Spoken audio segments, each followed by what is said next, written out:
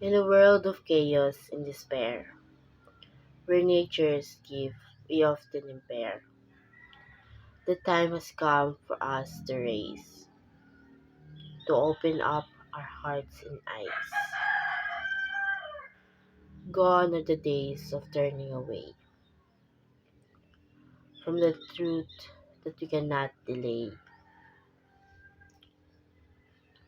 It's now clear in the day of light that actions must be our only way. The signs are there, and every breath Mother Earth whispers her death. But hope still lingers in the air. If we dare to show that we care, no longer can we stand apart. Each one must play their vital part. Heal the wound that we have made and seek forgiveness for the trade.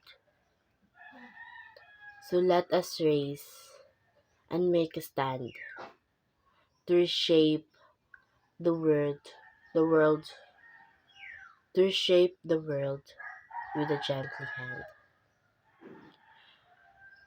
Mitigate the damage we have wrought and treasure every lesson taught. In this moment, clear and bright, we hold power to make things right,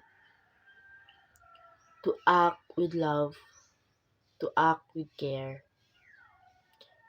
and breathe new life into the air.